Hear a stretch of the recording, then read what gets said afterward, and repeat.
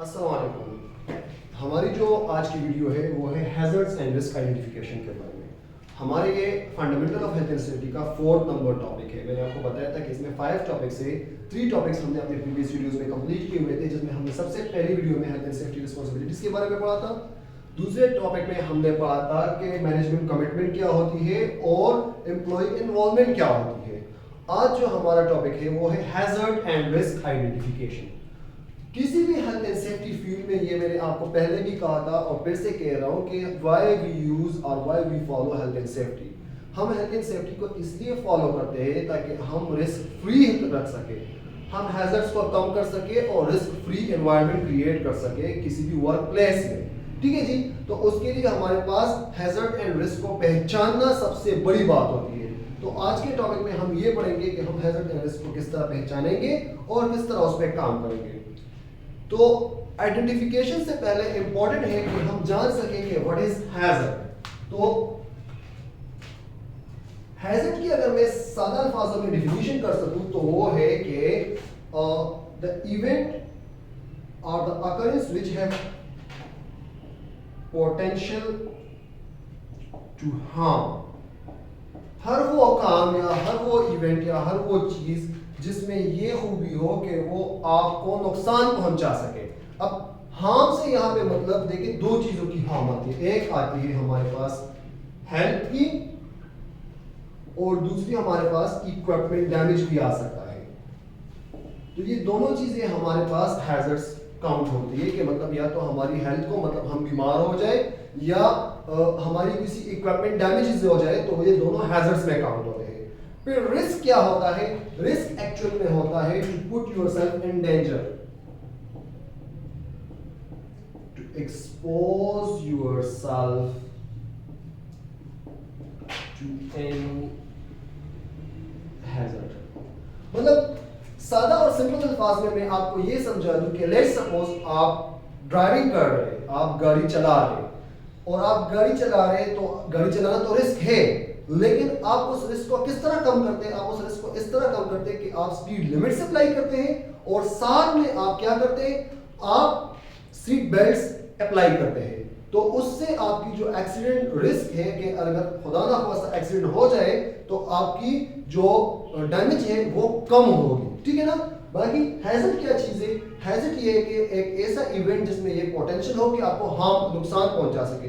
For example, आपको एक बात का पता है कि लेट्स सपोज यहाँ पे एक होल है, एक कुआं सा है या जो भी है, एक नाला सा है, और तब भी आप उसके ऊपर पास कर रहे हो या फिर जा रहे हो या फिर कोई काम कर रहे हो, तो आप अपने आप को उस हैजर्डियस इवेंट के लिए एक्सपोज कर रहे हो। ठीक है जी। तो ये हैजर्ड और रिस्क की डिफिनीशन हो गई। हैजर्ड और रिस्क हम इन डिटेल अपने आयुष क्लास में पढ़ेंगे, क्योंकि सारी सेफ्टी, जितनी भी सेफ्टी बेस है वो हैजर्ड और रिस्क पे ही बेस है। ठीक है जी।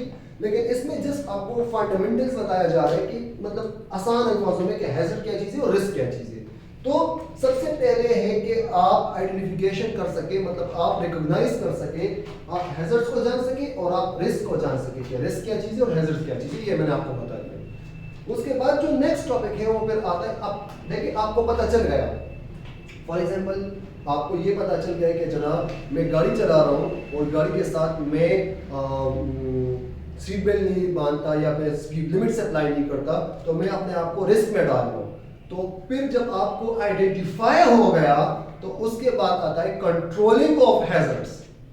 उसके बाद आता है कंट्रोलिंग ऑफ हैजर्ड्स।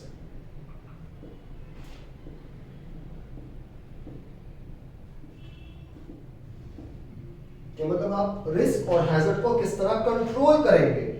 कंट्रोल से मतलब ये है टू प्रिवेंट, मतलब आपने रिस्क को खत्म करना है, प्रिवेंट करना है। अब रिस्क तो प्रिवेंट नहीं हो सकता अगर हम इन रियल लाइफ बात कर ले, क्योंकि देखिए सेम एग्जांपल मैंने एक कार की पकड़ी हुई है, मैं फिर आपको दोबारा रिपीट कर रहा हूं कि लेट्स सपोज अगर आपने सीट बेल्ट नहीं बांधा तो रिस्क हाई है, लेकिन अगर आप सीट बेल्ट बांध लेते हैं तो सिर्फ रिस्क कम हो जाता है, तब भी रिस्क रहता है। तो एक होता है टू प्रिवेंट, अगर प्रिवेंट नहीं होता तो आपने करना है मिनिमाइज द रिस्क, कम करना है रिस्क को। अब देखिए दो चीजें आती है, या तो आपने रिस्क को कम करना है या फिर उसको बिल्कुल खत्म करना है, ठीक है ना। ये किस तरह खत्म करना है, किस तरह प्रिवेंट करना है, इसके आयुष के क्लासेस में और निबोश के क्लासेस में 5 फंडामेंटल्स आते हैं ऑफ कंट्रोलिंग रिस्क। तो रिस्क असेसमेंट पहले करेंगे उसमें, और फिर उसमें कंट्रोलिंग ऑफ रिस्क पढ़ेंगे, ताकि आपको सही से पता चल जाए कि किस तरह हम इसको कंट्रोल कर सकते हैं। लेकिन यहाँ मैं जिस आपको बेसिक समझा रहा हूँ, ठीक है जी। तो सबसे पहली बात आइडेंटिफिकेशन ऑफ रिस्क है, कि मतलब आपको पता चल जाए कि कौन कौन सी चीज से हमें रिस्क है, ठीक है। दूसरी बात कि आप उसको कंट्रोल करेंगे, क्या कंट्रोल करेंगे, उसको प्रिवेंट करेंगे या फिर मिनिमाइज करेंगे। क्या मिनिमाइज और प्रिवेंट करेंगे, आप कोई भी हैजर्डियस इवेंट, मतलब which cause you harm, उसको खत्म करेंगे, ठीक है ना। आप कोई भी हैजर्डियस इवेंट जो होता है उसको खत्म करेंगे, तो जब वो खत्म होगा तो आपका हैजर्ड कम होगा, आपका रिस्क कम होगा, ठीक है जी। अब उसके बाद आपने कंट्रोलिंग ऑफ रिस्क तो कर लिया, सबसे बड़ी बात जो इसमें फिर आती है वो है report, report of hazards and report of risk, जिसको हम रिस्क रिपोर्टिंग कहते हैं, जिसको हम रिस्क रिपोर्टिंग कहते हैं। अच्छा, अब रिस्क रिपोर्टिंग क्या चीज है। रिपोर्टिंग से मतलब ये होता है कि फॉर एग्जांपल आप एक सुपरवाइजर है और आपके मैनेजर्स है, तो आपने रिपोर्ट करना है अपने मैनेजर्स को, उनको बताना है कि कौन से रिस्क हमारे पास कहाँ पे है, ठीक है ना। सो इन सिंपल वर्ड्स अगर मैं लिख लूं तो रिपोर्टिंग का मतलब है कि फ्रंट लाइन सुपरवाइजर जो है, ये नोट्स में भी आप देख सकते हैं, उसमें पढ़ा होगा। फ्रंट लाइन सुपरवाइजर जो है वो रिस्पॉन्सिबल होता है हेल्थ एंड सेफ्टी के रिपोर्ट्स बनाने के लिए।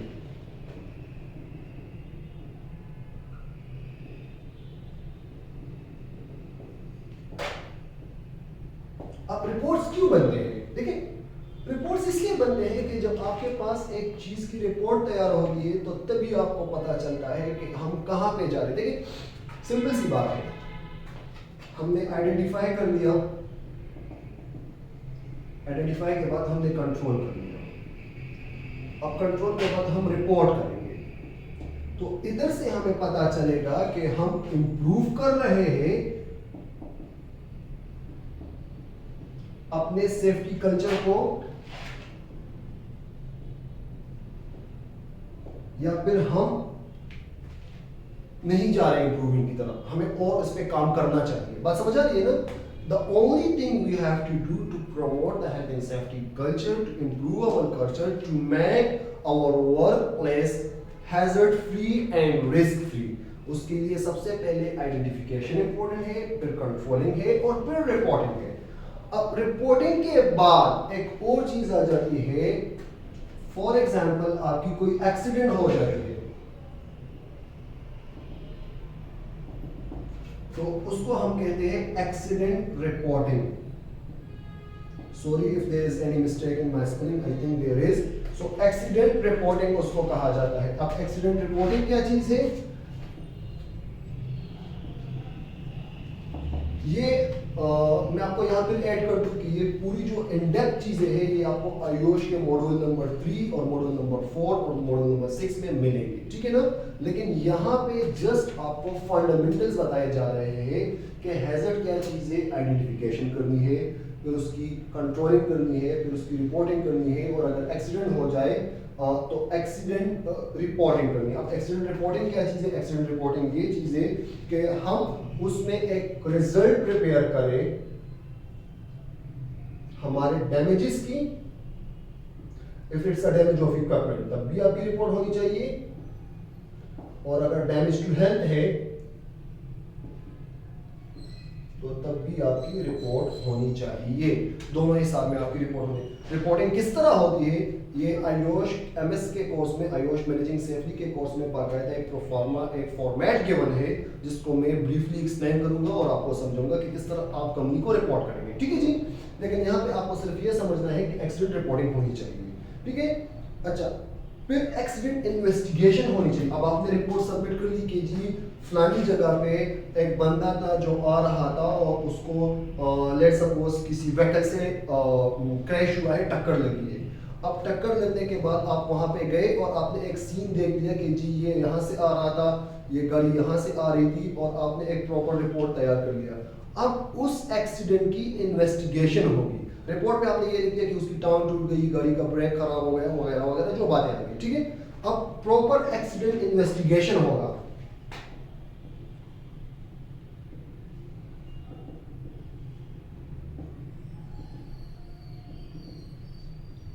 अब इन्वेस्टिगेशन में क्या चीजें आएगी?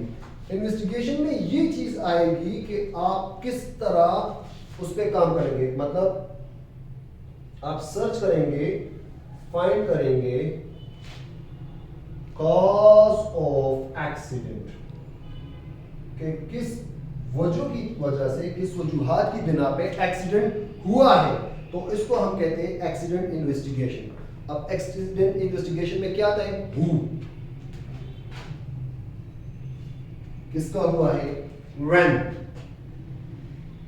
कब हुआ है, व्हाट, क्या काम हुआ है, मतलब जितने भी ये सारी चीजें आती है ये एक्सीडेंट इन्वेस्टिगेशन में आपने फाइंड आउट करनी है कि जनाब किसका एक्सीडेंट हुआ है, कहां पे हुआ है, किस वक्त हुआ है, वो क्या करने जा रहा था कि एक्सीडेंट हो गया। तो इससे आपको पता चल जाता है कि लैक ऑफ सुपरविजन कहां पे आ रही है, कहां पे हमारे पास प्रॉब्लम्स आ रहे हैं, कहां पे हमने उस प्रॉब्लम्स को सॉर्ट आउट करना है कि दोबारा हमारे पास वो एक्सीडेंट ना हो। ठीक है जी। तो रिपोर्ट और एक्सीडेंट इन्वेस्टिगेशन आपके पास पहले से पड़ी हुई होती है। अगर आप किसी कंपनी को ज्वाइन करते हैं तो और आप जानना चाहते हैं कि वहां पे एक्सीडेंट इन्वेस्टिगेशन का क्या सीन है, क्या क्या हुआ है, क्या क्या नहीं हुआ, तो आप उनकी एक एक्सीडेंट इन्वेस्टिगेशन रिपोर्ट फाइल मंगवा सकते हैं और उसमें आपके पास पड़ा होगा, एनालिसिस उससे कर सकते हैं कि क्या क्या है। उसका दूसरा जो है वो है, मैं आपको सॉरी बता देता हूँ अभी, ये मैं जरा नोट्स में निकाल लूं। एक्सीडेंट रिपोर्टिंग हो गया, इन्वेस्टिगेशन हो गई, एनालिसिस हो गया, हेल्थ एंड सेफ्टी एनालिसिस जो कहलाता है, मैंने आपको यहाँ पे बता दिया। अब एनालिसिस का मतलब है किसी भी दो चीजों को कंपेयर करना। फॉर एग्जांपल आपके पास प्रीवियस ईयर एक्सीडेंट इन्वेस्टिगेशन पड़ी हुई है और इस साल एक्सीडेंट इन्वेस्टिगेशन हो गई, आपने दोनों इन्वेस्टिगेशन निकाली और उसको कंपेयर कर लिया, तो आपको आसानी से पता चल जाएगा कि जो आपने नए रूल्स या फिर नई चीजें इंप्लीमेंट की हुई है, आया उसकी वजह से हमारी एक्सीडेंट में कमी आई है या फिर वही रेशो से जा रहे हैं। अगर कमी आई हुई है तो कितनी कमी आई हुई है और हमें और कौन कौन सी चीजों पे फोकस करना चाहिए कि हमारे एक्सीडेंट्स कम हो जाए। ये बात आप हमेशा याद रखें कि रिस्क जो है वो खत्म नहीं होता और रिस्क एकदम से बिल्कुल प्रिवेंट नहीं हो सकता, बल्कि आपको डे बाय डे स्टेप लेना होता है। इसका एक सिंपल से एक फॉर्मूला है जिसको हम कहते हैं प्लान, डू, चेक और एक्ट। पहले प्लानिंग करो, फिर जो प्लानिंग हो जाए उसको इंप्लीमेंट करो, डू करो, फिर इंप्लीमेंट करने के बाद चेक करो, मॉनिटरिंग करो, और मॉनिटरिंग करने के बाद अगर आपको लग रहा है कि कुछ इंप्रूवमेंट चाहिए तो आप उस पर एक्ट करो। तो ये एक पीडीसी है जिसको हम साइकिल कहते हैं। ये आप इंशाल्लाह आयोश और निबोश में इन डेप्थ पढ़ेंगे, आईएसओ स्टैंडर्ड्स के हिसाब से, इंटरनेशनल लेबर ऑर्गेनाइजेशन के हिसाब से, तो वो हम उधर इन डिटेल पढ़ेंगे। तो ये एक चीज़ जो है ये हमारे पास फॉलो होती है किसी भी इन्वेस्टिगेशन को, किसी भी रिपोर्ट को फाइंड आउट करने के लिए। ठीक है जी। तो ये हमारे पास हेल्थ एंड सेफ्टी का 4th नंबर जो टॉपिक था फंडामेंटल में, वो था हैजर्ड्स एंड रिस्क आइडेंटिफिकेशन। सबसे पहले हैजर्ड्स क्या होते हैं? हर वो चीज़ जिसमें ये सलाहियत हो कि आपको नुकसान पहुंचाए वो हैजर्ड्स कहलाती है। रिस्क क्या चीज़ होती है कि जब आप अपने आप को एक्सपोज करते हैं किसी भी हैजर्डियस इवेंट के लिए, मतलब आप अपने आप को उस इंडेंजर में पुट करते हैं, तो वो हमारे पास रिस्क कहलाती है। ठीक है ना। अच्छा, फिर उसके बाद हमने हैजर्ड्स और रिस्क को आइडेंटिफाई कर लिया, फिर controlling of hazard and risk है कि हमने हैजर्ड और रिस्क को कंट्रोल करना है। अब कंट्रोल किस तरह होगा? कंट्रोल तभी हो पाएगा जब हम उसको पहचान सकेंगे, मतलब हमें पता होगा कि ये रिस्क किस हैजर्ड की वजह से आ रहा है, तो उस हैजर्ड को एलिमिनेट करने से हमारा रिस्क कंट्रोल होगा। ठीक है जी। तो उसके बाद क्या है, उसके बाद ये है कि आपने रिस्क रिपोर्टिंग करनी है। मतलब as a front line supervisor जब आप काम कर रहे हैं तो ये आपकी रिस्पॉन्सिबिलिटी है कि जो भी हैजर्डस इवेंट होगा, जो भी आप रिस्क असेसमेंट करेंगे, रिस्क असेसमेंट इसका असल नाम है जो कि हम आयोज में इन डेप्थ पढ़ेंगे, तो वो आप किस तरह करेंगे वो हम आपको वहां पे सिखाएंगे। ठीक है, रिपोर्ट से क्या पता चलता है? रिपोर्ट से ये पता चलता है कि हमारी सेफ्टी कल्चर जो है वो टुवर्ड इम्प्रूवमेंट जा रही है या फिर इम्प्रूव नहीं हो रही। फिर उसके बाद आ जाता है कि एक्सीडेंट हर वो चीज़, एक्सीडेंट में ये बात याद रखिए कि नॉर्मली हम एक्सीडेंट को ये कहते हैं कि जब इंसान का नुकसान पहुंचा है, लेकिन in health and safety accident हर वो अकरेंस है, हर वो इवेंट है जिससे इंसान को नुकसान पहुंचता है, हार्म इंजरी होती है या फिर इक्विपमेंट डैमेज होता है।